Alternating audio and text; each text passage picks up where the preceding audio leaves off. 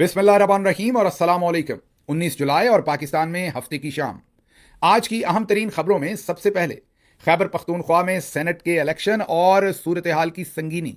जी हां, खैबर पख्तूनख्वा में पाकिस्तान तहरीक इंसाफ के कम अज कम 3 सेनेट के उम्मीदवारों ने अली अमीन गंडापुर, उनके साथी अकाबरीन और पॉलिटिकल कमेटी के फैसलों के खिलाफ बगावत कर दी है। वो कहते हैं हम नहीं मानते। इस बगावत के बाद सेनेट के इलेक्शन पर क्या असरात होंगे, पाकिस्तान तहरीक इंसाफ की जो पॉलिटिकल स्ट्रगल है इस पर क्या असरात होंगे, ओवरऑल मुल्की सियासी सूरत हाल और चौधरी साहब ने जो शतरंज लगा रखी है उस पर क्या असरात होंगे, इस पर तफसीली बात करेंगे। और साथ ही साथ आपको यह भी बताएंगे कि किस तरीके से कोर कमांडर्स कॉन्फ्रेंस के अंदर कोर कमांडर्स को गलत इंफॉर्मेशन फीड की गई और अब उसका पता कैसे चल रहा है। पता चल रहा है अदालत के अंदर। जी हां, कोर्ट लखपत जेल के अंदर एक ट्रायल हो रहा है, उसके अंदर से अब जो मालूमात आ रही हैं होशरुबा है। सब परेशान हो जाएंगे कि पाकिस्तान के साथ कितना बड़ा धोखा किया गया, ना सिर्फ आम पाकिस्तानियों के साथ बल्कि कोर कमांडर्स के साथ भी। इस सारी बात पर तफसीली बात करेंगे, लेकिन सबसे पहले बात करते हैं खैबर पख्तूनख्वा के अंदर जो कुछ हो रहा है। खैबर पख्तूनख्वा में सेनेट की 11 सीटों पर इलेक्शन हो रहा है। क्विकली बैकग्राउंड दे दूं, जो नंबर्स हैं, अददी नंबर्स के एतबार से पाकिस्तान तहरीक इंसाफ के पास अब भी मखसूस नशिस्तें छिन जाने के बाद भी तकरीबन 92 मेंबर्स पाकिस्तान तहरीक इंसाफ के पास खैबर पख्तूनख्वा की असम्बली में हैं। दूसरे लफ्जों में 92 वोट्स हैं। अपोजिशन के पास तकरीबन 52 वोट्स हैं। नंबर्स के एतबार से 11 सीटों के ऊपर इलेक्शन होना है, जिसमें से तकरीबन 9 सीटें तहरीक इंसाफ जीत सकती है, प्रोवाइडेड कि उनके तमाम मेंबरान अपना ज़मीर बेचे बगैर, अपना वोट बेचे बगैर सही जगह पर वोट डालें। लेकिन इसके साथ ही साथ एक नया प्रपोजल मैदान में आया और वो ये था कि अपोजिशन के साथ बैठकर एडजस्टमेंट कर ली जाए। 11 में से 5 सीटें उनको दे दी जाएं और 6 सीटें तहरीक इंसाफ को मिल जाएं। यूं कोई इलेक्शन ना हो और बिला मुकाबला सेनेट का ये सारा काम मुकम्मल हो जाए। अब जो अपोजिशन है उसकी अददी एतबार से तो 2 सीटें बनती हैं। अगर इस फॉर्मूले पर जाया जाएगा तो उन्हें 3 अजाफी सीटें मिल जाएंगी। पाकिस्तान तहरीक इंसाफ 3 अजाफी सीटें लूज करेगी, लेकिन साथ साथ जो हॉर्स ट्रेडिंग एमपीएस की खरीदो फरोख्त है उसका उनको खतरा नहीं रह जाएगा। लेकिन जो साथ साथ सबसे बड़ा नुकसान होगा तहरीक इंसाफ का मेरे पॉइंट ऑफ व्यू में, वो नजरियाती होगा कि वही पार्टियां जिन्होंने आपका माल चोरी किया, जिन्होंने आपका मैंडेट चोरी किया 8 फरवरी को पहले, फिर मखसूस नशिस्तों को, और वो सब चोरी करने के बाद वो जिस सूरत हाल में बैठे हैं आपके सामने, उसी सूरत हाल में आप उनके साथ बैठकर अब सीट एडजस्टमेंट या इलेक्शन की बिला मुकाबला प्लान के ऊपर बातचीत कर रहे हैं। मीन कि आप उन्हें लिजिटिमेसी दे रहे हैं, उनकी सारी चोरी को आप मान रहे हैं, इलेक्टोरल जो कॉलेज है उसकी इस हैयत को आप मान रहे हैं और आप उन्हें लिजिटिमेसी प्रोवाइड कर रहे हैं इस सारे प्रोसेस में। तो ये सारे डिफरेंट किस्म के पॉइंट ऑफ व्यू हैं। लेकिन अब इसमें एक तीसरी सूरत हाल निकल आई है जो बहुत ही खतरनाक है। अब अगर इस सूरत हाल की तरफ जाना है जिसका अली अमीन गंडापुर साहब और जो दूसरे अकाबरीन है, मतलब कि पार्लिमानी जो कमेटी है, पार्टी है खैबर पख्तूनख्वा से, वो इस चीज़ का फैसला कर चुके हैं कि हम बिला मुकाबला इलेक्शन की तरफ ही जाना चाहते हैं और इसकी तौसीक जो है वो उनको पॉलिटिकल कमेटी से भी मिल चुकी है। अब इस प्लान की इंप्लीमेंटेशन के लिए ये ज़रूरी है कि तहरीक इंसाफ के जो दूसरे अकाबरीन हैं, मीन 6 के अलावा जो सेनेट के मेंबरान हैं, वो अपने अपने पेपर्स को वापस लें। आप दुरुस्त सुन रहे हैं, अगर वो पेपर्स वापस नहीं लेंगे तो फिर तहरीक इंसाफ के 6 से ज्यादा कैंडिडेट होंगे। आप ये समझ रहे हैं ना, 11 सीटें हैं ना, तो फिर तहरीक इंसाफ के सिर्फ 6 कैंडिडेट नहीं होंगे, फिर तहरीक इंसाफ के कम से कम 9 कैंडिडेट होंगे। जो सूरत हाल हम आपको बता रहे हैं, कम से कम 9 में कह रहा हूं। तो फिर 9 के ऊपर जब इलेक्शन होगा, बिला मुकाबला तो तभी होता है अगर 6 इनके होते और 5 उनके होते, 11 सीटें, 11 लोग सेनेटर बनकर बाहर निकल आए। अब अगर 5 उन्होंने उतारे हुए हैं, 9 इन्होंने उतारे हुए हैं, तो 14 के करीब ये लोग मैदान में होंगे। तो जब 14 लोग मैदान में होंगे, सीटें 11 होंगी, तो फिर उस पर इलेक्शन करवाना पड़ेगा। अब ये जो 3 लोग हैं जो तहरीक इंसाफ के वर्कर्स हैं, तहरीक इंसाफ का नाम लिस्ट में जाहिर है इमरान खान साहब की मर्जी और बाकी लीडरशिप की मर्जी के बाद इनका नाम इसमें डाला गया था। इसमें सबसे पहले नंबर पर खुरम ज़िशान, उसके बाद इरफान सलीम और फिर आयशा बानो। तीनों पाकिस्तान तहरीक इंसाफ के जाने माने नाम हैं, बहुत पुरानी वाबस्तगी है और लोग इनका एहतराम भी करते हैं। अब इन तीनों को यह भी समझा जाता है कि ये बहुत डिजर्व करते हैं सेनेट की सीट। अब अगर तो इलेक्शन हो और 9 सीटें मिलें तो बिल्कुल ये सेनेट में पहुंच जाएंगे। अगर दूसरा फॉर्मूला हो तो इनको पार्टी कह रही है कि आप अपने कागजात विड्रॉ कर लें। जब ये विड्रॉ कर लेंगे तो फिर रास्ता खुल जाएगा, 11 ही सीटें, 11 ही उम्मीदवार, लोग बिला मुकाबला हो जाएंगे। पहले तो ये लग रहा था कि शायद ये सब हो चुका, लेकिन फिर यकायक तहरीक इंसाफ के कुछ एमपीएस ने बगावत कर दी और उन्होंने एक प्रेस कॉन्फ्रेंस कर दी। प्रेस कॉन्फ्रेंस जो है वो पेशावर से की गई, तमाम चैनल्स पर उसकी कवरेज भी हुई और उस प्रेस कॉन्फ्रेंस में उन्होंने कहा कि हम नहीं मानते ये जो बगैर वोटिंग के इलेक्शन है इसके हम खिलाफ हैं। और उन्होंने ये भी कहा कि खुरम ज़िशान, इरफान सलीम और आयशा बानो, उनके साथ ज्यादती हो रही है, नहीं होनी चाहिए, हम उन्हें वोट देना चाहते हैं। कहा गया कि कम से कम 23 के करीब, ये अब कोई हतमी तजिया इसके ऊपर नहीं है, जो हम मीडिया में सुन रहे हैं, पढ़ रहे हैं, लोगों के तजियात पढ़ रहे हैं, वो आपको बता रहे हैं कि 23 के करीब लोग ऐसा वोट करना चाहते हैं। लेकिन उसके बाद सूरत हाल तब ज्यादा बदली जब खुर्रम ज़ीशान साहब ने एक ट्वीट कर दिया और उन्होंने कहा कि मैं मर जाऊंगा लेकिन गिव अप नहीं करूंगा। उन्होंने कहा कि ये किसी सूरत कबूल नहीं है कि जो चोर हैं जिन्होंने हमारा मैंडेट चोरी किया हम उनके साथ बैठ के गठजोड़ करके बिला मुकाबला इलेक्शन लड़े। उन्होंने कहा मुझे सेनेट की सीट नहीं चाहिए, मुझे असूल पर कंप्रोमाइज नहीं करना। ये पाकिस्तान तहरीक इंसाफ के नजरिए और असूल के खिलाफ है कि हम इन चोरों के साथ बैठ के गठजोड़ करें। इसलिए उन्होंने कहा कि भले अली अमीन गंडापुर साहब का यह फैसला है या पॉलिटिकल कमेटी का या पार्लिमानी कमेटी का, मैं ये फैसला नहीं मानूंगा और मैं इमरान खान के एक खिलाड़ी के तौर पर इस इलेक्शन को लड़ूंगा, भले मुझे एक वोट भी क्यों ना पड़े।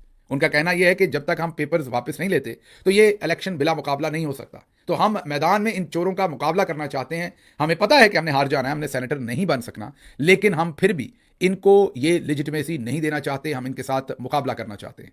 दूसरी तरफ मीडिया ये रिपोर्ट कर रहा है, मैं दोबारा रिपीट कर रहा हूं, ये मीडिया रिपोर्ट कर रहा है कि अली अमीन गंडापुर साहब अब ये प्लान रखते हैं, ये मीडिया रिपोर्ट कर रहा है, गलत भी हो सकता है सही भी हो सकता है, वो ये प्लान रखते हैं कि अगर इन लोगों ने कागजात नामजदगी वापस ना लिए तो फिर अपोजिशन की जमातों के साथ मिलकर इनको शिकस्त दी जाएगी। ये जो तीनों लोग हैं, मतलब इनको किसी सूरत इनमें से किसी को जीतने नहीं दिया जाएगा। तो सूरत हाल बहुत ही गंभीर होती हुई नजर आ रही है। ऐसा ही एक ट्वीट जो है वो इरफान सलीम ने भी किया है और ऐसा ही एक वीडियो मैसेज और ट्वीट जो है वो आयशा बानो साहबा ने भी किया है। जो खुर्रम ज़ीशान है उनका भी वीडियो मैसेज जो मौजूद है और उसके बाद वो मेन स्ट्रीम मीडिया के ऊपर इंटरव्यूज भी दे चुके हैं और उसमें ये वाजे कर चुके हैं कि हमने एक कदम भी पीछे नहीं हटना।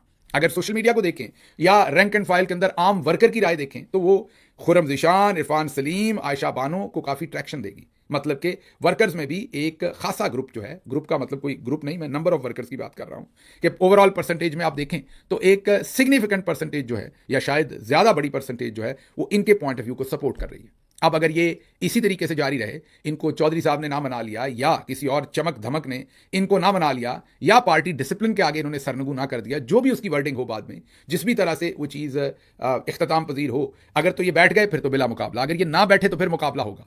फिर सूरत हाल और भी इंटरेस्टिंग हो जाएगी कि फिर वहां पर चीफ मिनिस्टर केपी इस सारे इलेक्शन को कैसे हैंडल करते हैं। क्या वो अपोजिशन के साथ मिलकर वोटिंग करवाते हैं, मीन आपको एक जबरदस्त किस्म की कोऑर्डिनेशन और पार्टनरशिप देखने को मिलेगी या आपको नहीं मिलेगी। इस सब का अब इन्हिसार इन तीन लोगों पर है कि ये गिव अप करते हैं या नहीं करते या कब करते हैं। तो आप और मैं बंधे रहते हैं इस चीज़ के साथ, क्लोजली मॉनिटर करते हैं, वॉच करते हैं और देखते हैं कि इनकी किस्मत का फैसला क्या होता है। लेकिन ये मैं बता दूं कि बहुत ही बड़ा ट्विस्ट आया सूरत हाल के अंदर और मामलात बहुत गंभीर हुए हैं। वो तमाम लोग जिन्होंने वो सारी प्लानिंग की थी उनको एक बड़ा चैलेंज मिला है सारी सूरत हाल के अंदर। अगली खबर की तरफ चलते हैं। अगली खबर इसी से रिलेटेड है, क्विकली दो लफ्जों में ये खबर बयान करूंगा, फिर हमने तीसरी खबर की तरफ जाना है। वो है राणा सनाउल्लाह का बयान। राणा सनाउल्लाह ने कहा कि 11 में से 4 हमारी यकीनी है, 11 में से 4 हमारी यकीनी है, अगर हमारा अपोजिशन से इत्तेहाद हो जाए तो 5 भी हो सकती है। वो अपोजिशन कह रहे हैं फेडरल गवर्नमेंट के हिसाब से, पीटीआई को अपोजिशन गिन रहे हैं। जाहिर है केपी में तो पीटीआई गवर्नमेंट है और दूसरे अपोजिशन है, तो वो कह रहे हैं 11 में से 4 तो हमें मिल जाएंगी, अगर हमारी बातचीत तय हो जाए तो 5वीं भी मिल जाएगी। तो अब आप देख सकते हैं कि राणा सनाउल्लाह साथ तीसरी बात ये कह रहे हैं कि 3 भी हो सकती हैं हमारी अगर वोट ठीक पड़ गए, और जाहिर है सबको पता है कि ये 2 भी हो सकती हैं अगर वोट ठीक पड़ गए। तो राणा सनाउल्लाह अपने मुंह से ज्यादा से ज्यादा 4 सीटें और 3 सीटों के ऊपर बात कर रहे हैं और कह रहे हैं कि अगर हमें पीटीआई के साथ बातचीत हो जाए तो शायद 5 भी मिल जाए। तो बातचीत के बगैर वो भी 3 से 4 सीटों से ऊपर नहीं जा रहे, तो हम उन्हें 5 ऑफर कर रहे हैं। मैथ्स वैसे मुझे भी समझ नहीं आया कि जब अपोजिशन खुद मान रही है कि 3 से 4 से ज्यादा उनको नहीं मिल सकती तो हम उससे भी एक ज्यादा दे रहे हैं। इस पर शहजाद अकबर एक स्टोरी लेकर आए हैं और वो कह रहे हैं, बेसिकली स्टोरी हमारे एक दोस्त हैं इस्लामाबाद के अंदर, ये उनकी है, बहुत मोतबर जर्नलिस्ट हैं, उन्होंने जाहिर शहजाद साहब से भी बात की होगी, उससे पहले उन्होंने मेरे से भी बात की थी और उनके पास ये इन्फॉर्मेशन थी कि 5 मजीद सेनेटर चाहिए 2/3 अक्सरियत के लिए। इस्लामाबाद के एक बड़े टीवी चैनल के साथ मुंसलिक वो सहाफ़ी हैं, आजकल खुद खुलकर बात नहीं कर सकते, इसलिए उन्होंने ये खबर मुझ तक और शहजाद साहब तक पहुंचाई और बताया कि इस्लामाबाद के अंदर ये अब बात हो रही है कि 5 सेनेटर्स चौधरी निज़ामुद्दीन को चाहिए 2/3 अक्सरियत लेने के लिए सेनेट में, और अगर आइन में तब्दीली करनी है तो वो फिर जरूरी है, इसलिए 5 नशिस्तें उन्हें हर सूरत चाहिए। ये एक पॉइंट ऑफ व्यू है, एक सहाफ़ी का तज्जिया है जो आपके सामने रखा है और वो कह रहे हैं इसलिए अपोजिशन हर सूरत इन 11 में से 5 सीटें लेना चाहती है। अब ये क्या मामला है ये तो आने वाले दिनों में ही पता चलेगा, लेकिन इसके बाद हम अगली खबर की तरफ बढ़ते हैं और वो है कोट लखपत जेल लाहौर। वहां पर जो सूरत हाल हो रही है उसने तो सबको हैरान करके रख दिया है। जी हाँ, आपको याद होगा कि जब 9 मई हुआ तो उसके बाद एक मैडम रॉलेक्स थी और दूसरे लोग थे, वो टेलीविजन पर आकर कहते थे कि हमारे पास इररिफ्यूटेबल एविडेंस है, हमारे पास ऐसी एविडेंस है जिसे कोई जुटला नहीं सकेगा। बिल्कुल हमारे पास वाज़ेह सबूत है कि 9 मई किसने करवाया, कैसे करवाया, किस तरह हमले हुए और कौन कौन जराइम का इर्तकाब करता रहा। ये पाकिस्तान के टेलीविजन पर पुलिस की वर्दी पहनाकर लाइव प्रेस कॉन्फ्रेंसेस करवाई गई। आजकल आपको वो वाले किरदार कम नजर आते हैं। मैडम रॉलेक्स भी आपको कहीं पीछे जाती हुई नजर आती हैं, दूसरे लोग भी, क्योंकि वो इस्तेमाल हो चुके हैं जो उस वक्त उनका इस्तेमाल था, और रिवॉर्ड भी हो चुके हैं उस वक्त। उनको उस वक्त रिवॉर्ड भी कर दिया गया था जितना करना था, इसलिए उनका काम तमाम हो गया। आप कहते हैं ना कि पैसा खत्म, खेल खत्म, वो वाला काम है। अब तो अगला खेल शुरू होने वाला है जिसमें फील्ड मार्शल साहब ने हेड ऑफ स्टेट बनना है। लेकिन सबसे अचंभे की बात यह है कि यही बातचीत कोर कमांडर्स कॉन्फ्रेंस में कोर कमांडर्स को भी बताई गई। हमारे पास प्रेस रिलीजेज हैं जिसमें यह बताया जाता है कि उस वक्त कोर कमांडर्स को यह बताई गई, और ये आईएसपीआर की अपनी प्रेस रिलीजेज हैं, कि 9 मई के रिफ्यूटेबल एविडेंस है, और जो हकाइक हैं और जो एविडेंस है वो इतनी तगड़ी है कि किसी को नहीं छोड़ेंगे, सबको सजाएं दिलवाएंगे। अब जो कोर कमांडर्स को ब्रीफिंग दी गई और जो कौम को ब्रीफिंग दी गई पुलिस वालों की तरफ से, कोट लखपत जेल के अंदर जो ट्रायल हो रहा है वहां पर वो सब का सब उधड़ रहा है।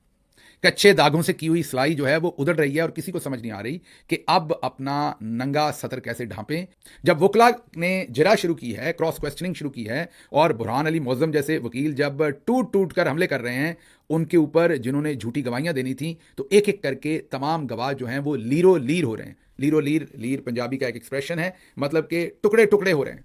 सबसे पहले तो आपको मनीरे का पता लगा होगा। मनीरे का मतलब मनीर इंस्पेक्टर, इंस्पेक्टर मनीर। आप पता नहीं क्या क्या बातें समझ बैठते हैं। मैं इंस्पेक्टर मनीर की बात कर रहा हूं। तो मनीरा जी पहुंचे हुए थे सऊदी अरब, उम्रा कर रहे थे, एहराम में थे जब उनकी गवाही के लिए उन्हें ऑनलाइन लाया गया। उनको जब वकील ने यह कहा, जब बुरहान मौजम और दूसरे वकला ने यह कहा कि आप जरा कसम दें कि आप जो कहेंगे सच कहेंगे, और अगर आप झूठ बोलें तो खुदा की आप पे लानत हो, तो उन्होंने कहा मेरा दिमाग खराब है। शाह महमूद कुरैशी साहब ने भी उनसे मेरा ख्याल ये तकाजा किया। उन्होंने कहा मैं तो नहीं ये गवाही देता। उन्होंने किया बंद मामला, उनकी जुबान गई लड़खड़ा और वो पतली गली निकल गए। उन्होंने कहा पहले मैं अपना उम्रा मुकम्मल करूं। उसके बाद हम पहले भी रिपोर्ट कर चुके हैं ये मुनीरे वाली बात भी, और ये जो अगली बात है ये भी हम पहले रिपोर्ट कर चुके हैं, जिसमें डंडे सड़क के किनारे से मिले थे। वकील ने पूछा कि वहां सफाई होती है, उन्होंने कहा होती है। तो फिर 30 दिन के बाद आपको डंडे कैसे मिल गए, ये भी आप पहले ही सुन चुके हैं। फिर हसाम नामी वो पुलिस वाला जो कहता है मैं इमरान खान के जमान पार्क वाले घर में गया, टेबल के नीचे छुपकर उनकी मीटिंग को सुनता रहा। उनसे जब सवाल पूछा गया था कि जमान पार्क उनका घर कैसा है, तो उन्होंने उसकी जो हैयत बताई थी वो बिल्कुल ही घर से मुख्तलिफ है। उन्होंने कहा था गेट से अंदर आधे किलोमीटर का तकरीबन सफर है बिल्डिंग तक, हालांकि वो पूरा घर ही 2-2.5 कनाल का है, उसमें आधा किलोमीटर गेट के अंदर बिल्डिंग तक का फासला नहीं है। तो उसके पास भी फिर उसके अलावा एक और गवाह जो पेश कर रहे थे, उसकी जब ड्यूटी रोस्टर को थाने में रजिस्टर चेक किया तो पता चला कि वो ड्यूटी पर ही नहीं था, और वो झूठ बोल रहा है कि वो इमरान खान की बातें सुन रहा था। वो तो ड्यूटी पर उस दिन मौजूद ही नहीं था। तो 3-4 ये गवाह तो फारिग हो गए। आज सबसे दिलचस्प सूरत हाल पैदा हुई जब डॉक्टर का क्रॉस एग्जामिनेशन किया गया। एक ऐसा डॉक्टर जिसने 5 पुलिस वालों के जख्मी होने का मेडिकल सर्टिफिकेट दिया था। जब उससे पूछा कि हजूर जहां जहां आपने जख्म लिखे हैं वहां पर तो इनके जख्मी नहीं है, क्या इन्होंने भी वहीं से प्लास्टिक सर्जरी करवा ली जहां से मेरी एक बाजी करवाती है। मैं बाजी का नाम नहीं ले रहा इसलिए मेरे पीछे ना पड़ जाइएगा। एक खाने वाल की बाजी है, मैं उनकी बात कर रहा हूं। आपने लाहौर वाली बाजी या फैसलाबाद वाली या इस्लामाबाद वाली अपनी किसी रिश्तेदार बाजी के पीछे नहीं पड़ जाना। और ये मैं जिस बाजी की बात कर रहा हूं वो कोई बहुत मशहूर शख्सियत भी नहीं है, वो मैं ऐसे ही बात कर रहा हूँ। खाने वाल में रहती हैं, वो झूठ बहुत बोलती हैं, वो वाली बाजी मैं उनकी बात कर रहा हूँ। आपको समझ आ गई होगी मैं किसकी बात कर रहा हूँ, खाने वाली बाजी की जो मैं कह रहा हूँ। तो ये जो लोग हैं, या तो इन्होंने ऐसी कोई प्लास्टिक सर्जरी करवा डाली है कि इनके वो निशान ही खत्म हो गए, वहां पर जख्म नहीं है। तो जब डॉक्टर साहब को थोड़ा सा मजीद रगड़ा गया तो उन्होंने कहा कि ये झूठे मेडिकल सर्टिफिकेट हैं, ये दुरुस्त है जहां पर लिखा वहां पर जख्म नहीं है। मैंने तो वो सर्टिफिकेट बना दिया जो पुलिस वालों ने मुझे कहा था, मैंने जख्म नहीं देखे थे। ये पड़े हैं वो इररिफ्यूटेबल एविडेंस और शवाहिद। और अब हैरानी की बात यह है कि कोर कमांडर्स को कोर कमांडर कॉन्फ्रेंस में भी ये सब गलत बयानी बताई गई। हमें बताया जाता है कि अकाउंटेबिलिटी है और एहतसाब का बड़ा कड़ा निजाम है। अब देखना यह है कि कोर कमांडर्स को गलत ब्रीफिंग देने का एहतसाब क्या होता है, उसके साथ साथ बाहर जो है जो पुलिस है वो अवाम को गलत ब्रीफ कर रही है उसका एहतसाब क्या होगा। तो सूरत हाल बहुत ही ये भी गंभीर हो रही है, किस तरफ जा रही है इसको भी हम गौर से देखेंगे। लेकिन अगली खबर की तरफ चलते हैं, और उससे पहले यह बता दें कि 9 मई इखलाकी तौर पर, कानूनी तौर पर, माशरती तौर पर, इंटरनेशनल नॉर्म्स के तौर पर पाकिस्तान के अदालती जो फौजदारी का पूरा निज़ाम है उसके तहत 9 मई के मुकदमात उड़ गए हैं, ख़त्म हो गए हैं। हाँ, अब ज़बरदस्ती आपने सजाएं देनी है तो वो तो किसी भी चीज़ पर आप सुना सकते हैं, दे सकते हैं। आगे जी, बिल्ली थैले से बाहर नहीं आई बल्कि सारे का सारा लगड़ बगड़ ही थैले से बाहर आ गया। जी हाँ, मैं सही कह रहा हूँ, लगड़ बगड़ पूरे का पूरा थैले से बाहर आ गया। मोहसिन नकवी साहब ने अब ये बताया है कि जो एफ कांस्टेबलरी बना रहे हैं, एफ से फ्रंटियर होती थी, अब एफ से फेडरल कांस्टेबलरी में उसको तब्दील कर दिया है। उसका सरबराह अब एक 2 स्टार जनरल होगा। ये रिटायर्ड भी हो सकता है और सर्विंग भी हो सकता है। ये इसमें मजेदारी की बात है। उन्होंने कहा कि ये इसलिए कर रहे हैं कि ताकि काम तेज हो और काम मुअस्सर तरीके से हो। तो अब ये भी एक और जनरल साहब की नौकरी का इंतजाम हो गया है। तो अब इसका आईजी कोई पुलिस से नहीं होगा, इसका सरबराह कोई पुलिस से नहीं होगा। ये जो फेडरल कांस्टेबलरी बनाई गई है ये अब इसमें जो सरबराह होंगे वो मेजर जनरल होंगे, और मैं आपको अभी से बता देता हूं कि रिटायर्ड औखा ही होंगे, अनलेस कि कोई आंखों का तारा रिटायर्ड हुआ हो जिसकी नौकरी का बंदोबस्त करना हो। ये मेरे ख्याल में सर्विंग मेजर जनरल ही होंगे। तो आप ऐसे ही समझें कि मिलिट्री की एक और एक्सटेंशन जो है वो अब पब्लिक को पकड़ने के लिए बना दी गई है, जिसका फौज के इदारे को तो बहुत नुकसान होगा, क्योंकि आप उसे पब्लिक डोमेन के अंदर और स्पेशली राइट्स को कंट्रोल करने के लिए, आप बाकी मामलात में पॉलिटिकल मनूवरिंग करने के लिए उसे इस्तेमाल करेंगे, तो फौज के लिए नेकनामी नहीं होगी। लेकिन इस वक्त जो माहौल है उसमें कौन इसकी फिक्र करता है?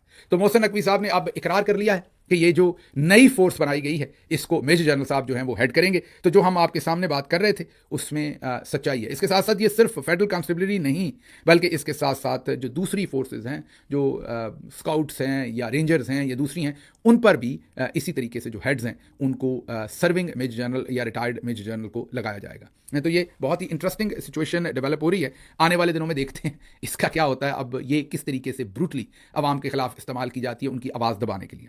आखिरी खबर, पाकिस्तान ने भारत के लिए जुज़वी तौर पर फ़ज़ाई हदूद बहाल कर दी है। अब भारत के अलावा गैर मुल्की एयरलाइन पाकिस्तान की फ़ज़ाई हदूद इस्तेमाल करके भारत आ और जा सकती हैं। भारत के अलावा मतलब कि शायद इंडियन एयरलाइंस को अभी नहीं किया गया, जो इंटरनेशनल जैसे एमिरेट्स है, कतर है, दूसरी एयरलाइंस हैं, वो शायद ऊपर से गुजर सकती हैं। चलें, अच्छी बात है। हम तो हमेशा से कहते हैं कि मामलात नॉर्मल होने चाहिए। उस तरफ एक जंगी जुनून वाला मोदी बैठा है, इस तरफ भी हम अब जंग बेच रहे हैं, इस तरफ भी हम खौफ, वॉर हिस्टेरिया बेचकर अपनी मशहूरी कर रहे हैं। खुदा पाकिस्तान को महफूज रखे, अल्लाह की ज़ात पाकिस्तान को और पूरे खित्ते को महफूज रखे, मेरी तो दुआ ये है। और ये जो जंगी जुनून है इसको किसी सूरत कम कर दे। खबरें और भी थी, लेकिन मुझे यहाँ से इजाज़त दीजिए। अल्लाह आपका हामी और नासिर हो। पाकिस्तान जिंदाबाद।